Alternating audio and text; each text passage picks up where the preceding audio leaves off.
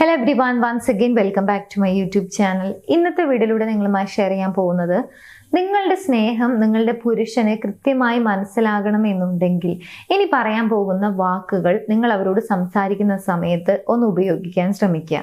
പലപ്പോഴും വാക്കുകൾ എന്ന് പറയുന്ന ഒരു കാര്യത്തിന് വളരെ വലിയ ശക്തിയുണ്ട്. നമ്മൾ ഇഷ്ടപ്പെടുന്ന അല്ലെങ്കിൽ നമ്മുടെ സ്നേഹം എത്രത്തോളമാണ് അല്ലെങ്കിൽ നമ്മുടെ ഫീലിങ്സ് എന്താണ്, ഇതൊക്കെ നമുക്ക് കൃത്യമായി വാക്കുകളിലൂടെ എക്സ്പ്രസ് ചെയ്യാൻ സാധിക്കും. മാത്രമല്ല റിലേഷൻഷിപ്പിനെ കുറെ കൂടി സ്ട്രോങ് ആക്കുന്നതിന് വേണ്ടി കൂടി നമ്മളെ ഹെൽപ്പ് ചെയ്യുന്ന ഒരു കാര്യമാണ് പോസിറ്റീവായിട്ടുള്ള അഫർമേഷൻസ് അല്ലെങ്കിൽ പോസിറ്റീവായിട്ടുള്ള വാക്കുകൾ യൂസ് ചെയ്യാന്നുള്ളത്.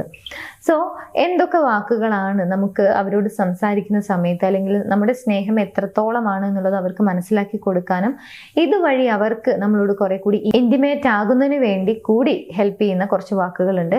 എന്തൊക്കെയാണെന്നുള്ളത് നോക്കാം. ഒന്നാമതായി പവർഫുൾ ആയിട്ടുള്ള ഒരു വാക്കാണ് ഐ റെസ്പെക്ട് യു, ഞാൻ നിന്നെ റെസ്പെക്ട് ചെയ്യുന്നു എന്നുള്ളത്.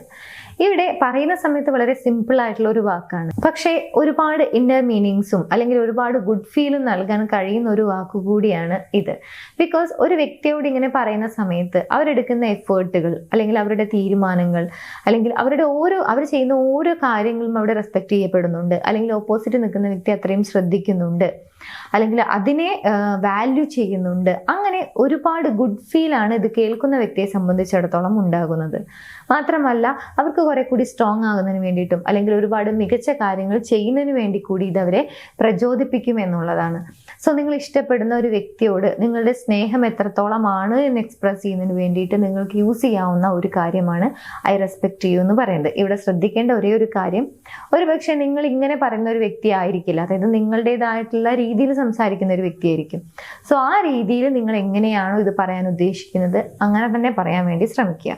അങ്ങനെയാവുന്ന സമയത്ത് അതിന് കുറെ കൂടി ഒരു ജെന്യൂൻ ആയിട്ടുള്ള ഒരു ഫീലിങ്ങും മാത്രമല്ല ഒട്ടും ആർട്ടിഫിഷ്യാലിറ്റി ഇല്ലാതെ തന്നെ നിങ്ങൾക്ക് അത് എക്സ്പ്രസ് ചെയ്യാൻ സാധിക്കും. ഇനി രണ്ടാമതായി യൂസ് ചെയ്യാൻ പറ്റുന്ന ഒരു കാര്യമാണ് ഐ ബിലീവ് ഇൻ യു, ഞാൻ നിന്നിൽ വിശ്വസിക്കുന്നു, അല്ലെങ്കിൽ എനിക്ക് നിന്നെ കംപ്ലീറ്റ് ആയിട്ട് വിശ്വാസമാണ്, നിന്നെ കൊണ്ട് കഴിയും എന്നൊക്കെ പറയില്ലേ.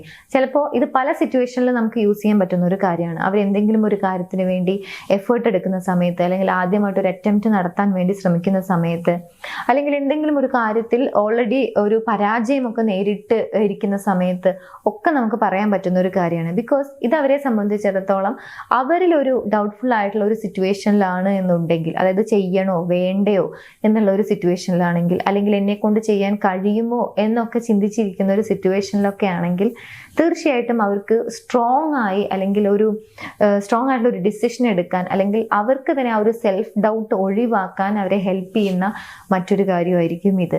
സോ അവരിഷ്ടപ്പെടുന്ന ഒരു വ്യക്തിയിൽ നിന്നും ഞാൻ നിന്നെ വിശ്വസിക്കുന്നു അല്ലെങ്കിൽ എനിക്ക് വിശ്വാസമാണ്, നിന്നെ കൊണ്ട് കഴിയും, അങ്ങനെയൊക്കെയുള്ള പോസിറ്റീവായിട്ടുള്ള അഫർമേഷൻസ് അല്ലെങ്കിൽ പോസിറ്റീവായിട്ടുള്ള വേർഡ്സ് കേൾക്കുന്നത് എപ്പോഴും ഒരു ഗുഡ് ഫീൽ നൽകുന്ന ഒരു കാര്യമാണ്. സോ നിങ്ങളുടെ പുരുഷനോട് നിങ്ങൾക്ക് പറയാൻ കഴിയുന്ന രണ്ടാമത്തെ ഒരു കാര്യമാണ് ഐ ബിലീവ് ഇൻ യു എന്നുള്ളത്. ഇനി മൂന്നാമത്തെ കാര്യമാണ് you make me feel safe. Of course നമുക്കറിയാവുന്ന ഒരു കാര്യമാണ്, ഒരു റിലേഷൻഷിപ്പിന്റെ അടിത്തറ അല്ലെങ്കിൽ ഫൗണ്ടേഷൻ എന്ന് പറയുന്നത് എപ്പോഴും ആ ഒരു ഇമോഷണൽ കണക്ഷൻ അല്ലെങ്കിൽ ഒരു ഇമോഷണൽ സേഫ്റ്റി പരസ്പരം ഫീൽ ചെയ്യുന്ന സമയത്താണ്. ഇത് പല ഫാക്ടേഴ്സിൽ നിന്നും ഉണ്ടാകുന്നതാണെങ്കിൽ കൂടി നമുക്കറിയാം ആ ഒരു ഇമോഷണൽ സേഫ്റ്റി അല്ലെങ്കിൽ ആ ഒരു ഇമോഷണൽ സെക്യൂരിറ്റി നമുക്ക് ഉണ്ടാകണം, അല്ലെങ്കിൽ അത് ഇമ്പോർട്ടൻ്റ് ആയിട്ടുള്ള ഒരു കാര്യമാണ് എന്നുള്ളത്. സോ ഇങ്ങനെ നിങ്ങൾ ഇഷ്ടപ്പെടുന്ന ഒരു വ്യക്തിയോട് പറയുന്ന സമയത്ത്, അതായത് നിങ്ങളോടൊപ്പം ടൈം സ്പെൻഡ് ചെയ്യുന്ന സമയത്ത് അല്ലെങ്കിൽ നിന്റെ പ്രസൻസ് എനിക്ക് ഒരു സേഫ്റ്റി നൽകുന്നുണ്ട് അല്ലെങ്കിൽ ഒരു ഇമോഷണൽ സേഫ്റ്റി എനിക്ക് ഫീൽ ചെയ്യുന്നുണ്ട് എന്ന് പറയുന്ന സമയത്ത് സ്വാഭാവികമായിട്ടും അവർക്കുണ്ടാകുന്ന ഒരു ഗുഡ് ഫീൽ എന്ന് പറയുന്നത് ഒരു ഗ്രേറ്റ് ആയിട്ടുള്ള ഒരു കാര്യമാണ്. ബിക്കോസ് ഇത് കേൾക്കുന്ന ആളെ സംബന്ധിച്ചിടത്തോളം കിട്ടുന്ന ഒരു കാര്യം അല്ലെങ്കിൽ അവർക്ക് ലഭിക്കുന്ന ഒരു മെസ്സേജ് എന്ന് പറയുന്നത് ഒരു പ്രൊട്ടക്ടറാണ്, അല്ലെങ്കിൽ എന്നോടൊപ്പം ടൈം സ്പെൻഡ് ചെയ്യുന്ന സമയത്ത് അവർക്ക് സമാധാനമുണ്ട് അല്ലെങ്കിൽ സന്തോഷത്തിലാണ്. ഇങ്ങനെ പല രീതിയിലാണ് ഇത് ഓരോ ആളുകൾക്കും ഗുഡ് ഫീൽ നൽകുന്നത്. സോ അവരോടൊപ്പമുള്ള ടൈം സ്പെൻഡ് ചെയ്യുന്ന സമയത്ത് അല്ലെങ്കിൽ അവർക്ക് ഒരു ഗുഡ് ഫീൽ നൽകാൻ സാധിക്കുന്നുണ്ട് അല്ലെങ്കിൽ ഒരു ഇമോഷണലി ഒരു സേഫ്റ്റി നൽകാൻ സാധിക്കുന്നുണ്ട് എന്ന് പറയുമ്പോൾ തീർച്ചയായും അവർ സന്തോഷിക്കും. മാത്രമല്ല നിങ്ങൾ എങ്ങനെയാണ് അവരെ കാണുന്നത് അല്ലെങ്കിൽ എത്രത്തോളം വാല്യൂ ഉണ്ട് എന്നുള്ളത് കൂടി അവർക്ക് മനസ്സിലാക്കാൻ സാധിക്കും. Next one I appreciate you. പല രീതിയിൽ നമുക്ക് നമ്മൾ ഇഷ്ടപ്പെടുന്ന വ്യക്തിക്ക് അപ്രീസിയേഷൻ നൽകാൻ സാധിക്കും. ഒരു വലിയ അച്ചീവ്മെന്റ് നേടട്ടെ, അല്ലെങ്കിൽ ഒരു എക്സ്ട്രാ ഓർഡിനറി കാര്യം നടത്തി വരട്ടെ, അപ്പോൾ അപ്രീഷിയേറ്റ് ചെയ്യാം എന്ന രീതിയിലല്ല. അവരെടുക്കുന്ന ചെറിയ ചെറിയ കാര്യങ്ങൾക്കാണെങ്കിൽ പോലും അത് നിങ്ങൾക്ക് ഏതെങ്കിലും രീതിയിൽ ഒരു ഗുഡ് ഫീൽ നൽകിയിട്ടുണ്ട്, അല്ലെങ്കിൽ ഒരു ഫേവറായി മാറിയിട്ടുണ്ട് എന്നുണ്ടെങ്കിൽ തീർച്ചയായിട്ടും അതിനെ അപ്രീഷിയേറ്റ് ചെയ്യാൻ വേണ്ടി മറക്കരുത്. ബിക്കോസ് അവരെടുക്കുന്ന ഓരോ കാര്യങ്ങളും നിങ്ങളെ കൂടി ഉൾപ്പെടുത്തിക്കൊണ്ട്, അല്ലെങ്കിൽ നിങ്ങളെ കൂടി ചിന്തിച്ചുകൊണ്ടായിരിക്കും.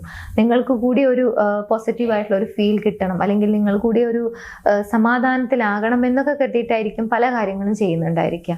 അങ്ങനെ ഉണ്ടാകുന്ന സമയത്ത് അവർക്കൊരു താങ്ക് യു, അല്ലെങ്കിൽ സോറി പറയേണ്ട ഒരു സിറ്റുവേഷനിൽ സോറി പറയുക, അല്ലെങ്കിൽ എടുക്കുന്ന എഫേർട്ട് വളരെ വലുതാണ്, അല്ലെങ്കിൽ ഞാൻ ഒരുപാട് അഡ്മയർ ചെയ്യുന്നുണ്ട്, ഇങ്ങനെ പല രീതിയിൽ അവരെ അപ്രീഷിയേറ്റ് ചെയ്യാവുന്നതാണ്.